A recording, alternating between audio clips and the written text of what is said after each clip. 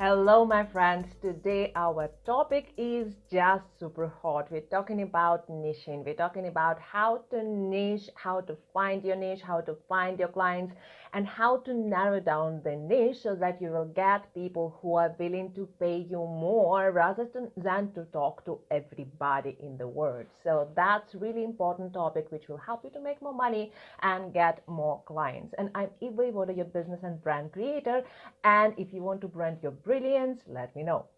So, when we talk about niching, there are common beliefs which actually do not help people to build the business in a proper way. So the first most common belief that you really need to talk to a really wide audience to get as many people as you can, and then you will be able to make more money. Where this belief come from? This belief come from the idea of the big brands like Coca-Cola, like Samsung, like all the B2C brands, business to customer brands, which are actually doing mass marketing. They do in mass marketing because their products are not very expensive, and that allow them to reduce the cost of the production and create as many products as they can on their factories so that they can make more money because they get more into production. So in the expert marketing, this were completely different. So when you really find the niche, when you really talk about very specific solution and very specific pain point, people listen to you and you attract people who actually want to buy your solution. And guess what? It does work absolutely differently, because instead of selling a bottle of Coke for 30 cents, you actually selling the program, which is like $1,000, $5,000, $10,000 and more, because you positioning yourself as an expert. So the more you talk about this, the more you communicate with people, the more you focus on a particular solution, a particular niche, the more you position yourself as an expert, and the more people willing to talk to you and believe in your expertise, which is really important. Because in the world where the coaching is really popular, and the consulting is popular, and the designing is very popular, you really need to position yourself and be unique and stand out in the market within your niche. So let's go deeper inside the niche idea. So the first of all, you really need to niche down. Now, which niche is really too narrow and which niche is too wide? That's again another problem which people sometimes can't solve for their business. So the problem is that if we talk about something very specific, maybe something local, we can't grow our business potentially, and then our business will vanish away in certain years. So we really need to look in perspective. Is this niche is good enough for us to grow our business and be able to make the business which work for us? Because when we talk about one-on-one coaching, when we talk about the courses or group programs where you are involved personally, you really need to understand that the growth for such a business is limited, because you are only one person. So you really need to figure out how you can grow your business eventually within 5-10 years. So that will help you to move forward and maybe get more time and enjoy the lifestyle which you want. Because if you will be able to involve in your business like more and more, you will have no time at all. And that's not what we are looking for when we build our businesses, right? So we really need to look on the options how to grow our businesses. So when the niche is super narrow, from one perspective, you can really get known very quickly, and you can position yourself as an expert in such a niche very quickly. But chances are that you will not have enough of people who are willing to solve this problem. And if you have certain level of competition, which means there are several other coaches who provide a similar solution, that means that the amount of clients in that niche will be spread across all the different coaches. It doesn't mean that competition killing you or anything like that. It just means that every single person in that niche will get some amount of clients. So can you grow within such a narrow niche? Quite probably not. So you really need to widen it up a little bit more. So you really need to research and see how many people are within that niche. So that related to the niches which are related to some very specific health issues or some very specific technical issues. Technical issues are very tricky because when we help people with tech, and there are many people who really need the tech solutions, because many people don't know how to make videos, many people don't know how to create a content in a proper way, many people have no clue how to create a proper marketing communication. So that all the tech problems. But if, for example, we would help people like 20, I don't know, 30 years ago, we would help people how to use the tape or videotape or audio tape or something like this. As you understand, nowadays everything is digital and the tape recording is no longer used. So we have to be very careful when we help people with tech and build our niche around it, because technology evolving very quickly, and we need to understand that we need to grow along with that. So for example, if you narrow down to a very specific technical solution, you quite probably will need to widen up your niche in such a way that you will be able to grow your business, considering the evolution, the technology evolution. So I hope it was clear enough for you to understand when your niche is too narrow. Now let's go to the situation when your niche is too wide. So when we talk about the wide niche, it will be something like marketing. Marketing is super wide niche. It's like, you have so many nuances. Or for example, photography. Do you know that, for example, person who photograph portraits quite probably have no clue how to create a proper photography for the food or proper photography for the product, commercial product shot? I know it because I had several commercial studios in my past, and I can tell you that I communicated to photographers who know how to create perfect solution, perfect product solution, perfect product photography, but they have no clue how to photograph portraits. So that's exactly the thing. When the niche is photography, it's too wide. So be specific. If you are a photographer, then again, when we come to the coaches, many people say, who you are? I'm a coach. So a coach is super wide niche. It's like, okay, you're doing some sort of consultancy. And then I ask many people about this. What are you doing? I'm a coach. Okay, what type of coach are you? And the person told me that I did study on so-and-so courses with some complex name, which I couldn't even grasp. And I was like, okay, so do you do life coaching actually, or what exactly do you do? She said, yes, I'm doing life coaching. I say, okay, so what exactly do you help with? And she couldn't answer me what exactly does she help with, because only thing which she could answer me is basically her title from the course, that she actually has some diploma. So that was weird to me, because I wouldn't be able to recommend her. I wouldn't be able to hire her because I have no clue what she does, though she told me that she's a life coach. So we really need to be super clear on that. What exactly do we do? And another thing, that many times we create such a titles, and it's the other side of the coin, that when we create titles which are not understandable for our clients, that's another side of niching, because when people create a title which is really tricky and beautiful and wonderful and exciting for you, but clients kind of reading that you are so and so name, and then it is your title, and they're like, what is this person? It's like, when you go to the hospital, you are looking for therapists, for surgeon, for some dentist, I don't know. So you're kind of expecting to get certain people who do certain job. And if you find the people mysterious beauty or something like that, you have no clue what this person does.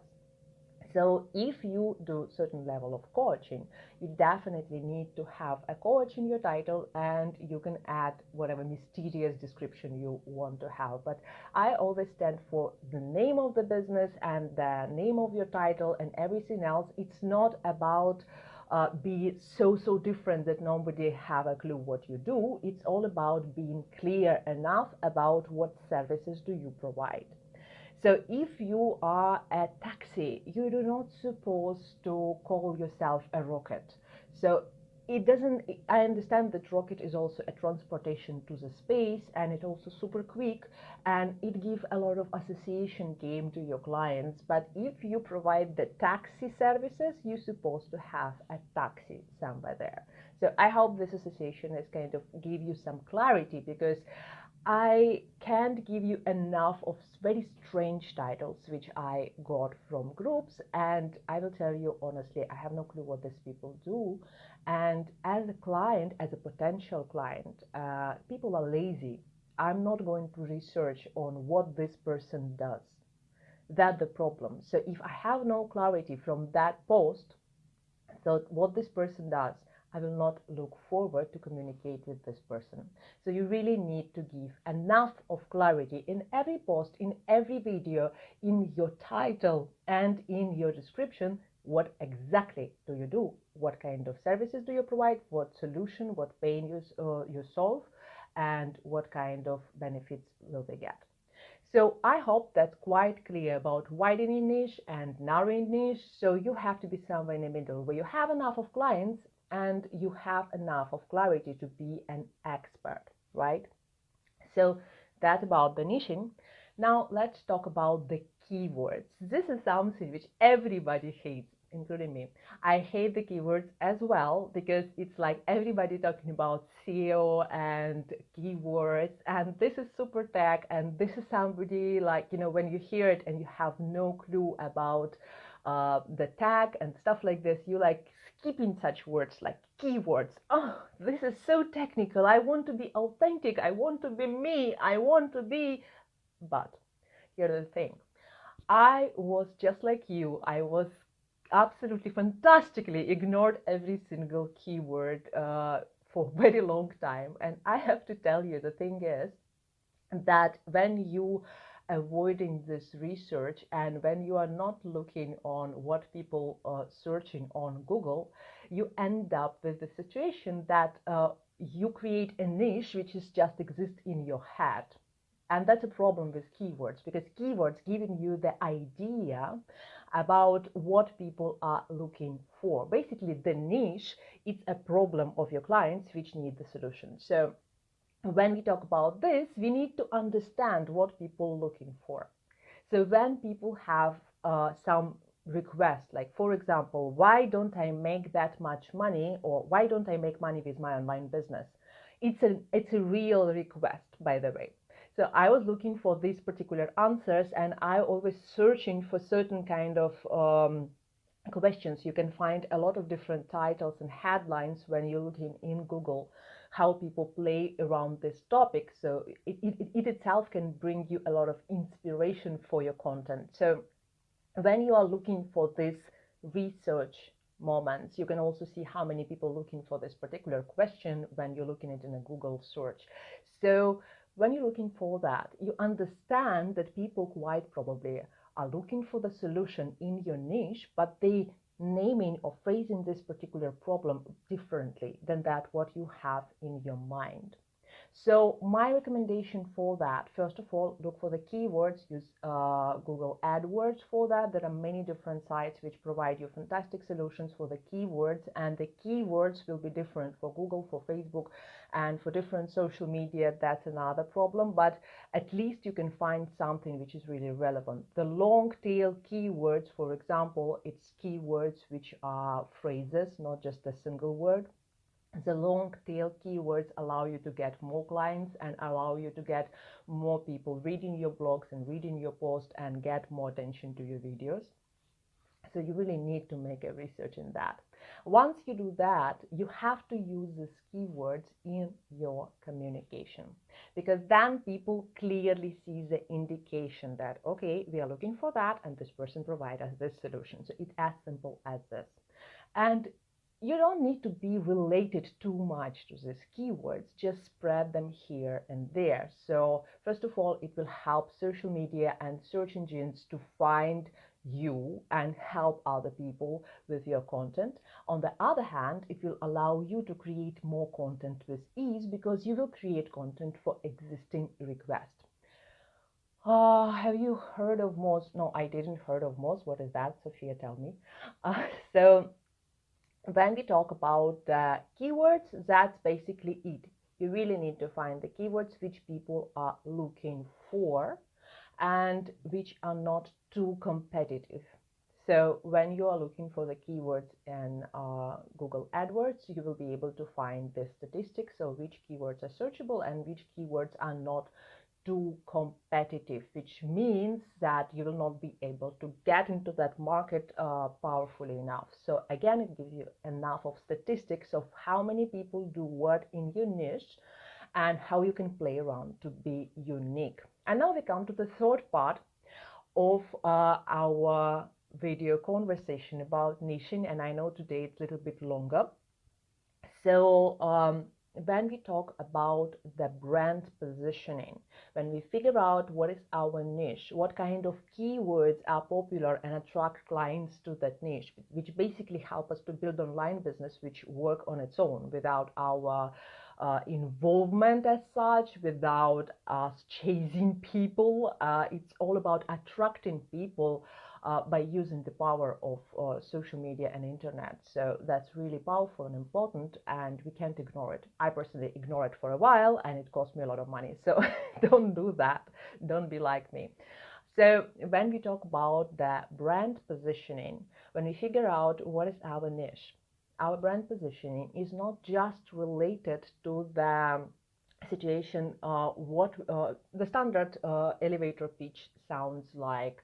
I help this particular people with this particular solution, even if they don't have some kind of options for that. So it's like, you know, a specification for that.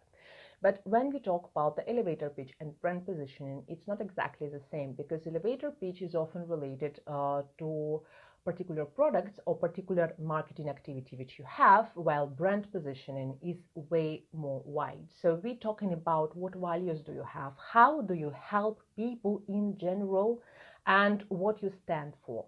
So if we talk about the brand position of Apple, for example, they did started with a very interesting brand positioning statement, because they did help with the computing solution for the creative students and some other young people, something like that. That was important aspect of it, because they knew that creative people will be able to value the thing which they did offer, which means if you will see the difference between PC and Apple, while PC provides just a solution, a computing solution, these guys provided solution for creative people, which means different type of operation system, which is more aesthetic based, different type of hardware, which is again more aesthetic based. And you know that, I mean, if you ever know anybody from advertising agencies, you'd find for years and years and years, people were so Apple fans. They were like, you don't use Apple, you are not a creative person. That an association which these people were able to build. So when we talk about brand positioning, it's a lot about how you grow your business and how you can communicate to a very particular audience and build this connection between your product and the value of that product. With that, what your customers need. So as you see, PC and Apple provided computing solution. They did provide exactly same thing, and still right now you will find people who eager and crazy about Apple, and you will find very few people who really crazy about Windows. So the thing is, you just provide the solution, like a technical solution. I help this and this people with this and this and this standard elevating pitch. Or you're helping people with a very specific need, creative people rather than people in general, right? So young and creative. So the thing is that you really need to understand who are those people who are going to purchase your products, who are going to buy from you, and who are going to continue to work with you even after the first purchase. So when we talk about this, it's really a very long topic itself, and quite probably I will create another video on brand positioning specifically. But when we use the brand positioning, we need to first of all formulate it and understand what we do who we help and how do we do that, and do it very specific with some flavor. Like in case of Apple, it was creative people. What it will be with you? Find that specific flavor which will help you to stand out even in that few sentences. And then when you create that brand positioning, you are going to use it across all the content which you have. You will mention it here and there, so people will be able to associate you with that particular phrase. People will figure out that this person stands for this. That as simple as this person stands for this person help people with this, and this person help it this way. So in a moment people get this image in their mind via your video, via your post, via all your communication. They understand that either they will work with you, either they will recommend you to somebody. That way your business start working on its own, because the more you communicate, the more you create content based on these particular formulas, which is very, very focused, very specific to your niche, the more your content will work for you rather than you are running and chasing after your clients. So that's a huge difference between branded content, between branding and video marketing, rather than just marketing without branding in your mind. So that's really important. I hope this will help you a lot, because I know that this is exactly what I do for my clients when we focus on that, what business model, what niche will work for them better, what kind of positioning statement they have to create. So it's actually a lot of work, but I really hope that it will help you to figure out how to get more clients with your video marketing, with your content, and with your unique solutions and with your brilliance. So that's it for today. If you have any questions, please ask them in the comments below. I will be happy to answer you, and I will see you next time. Bye bye.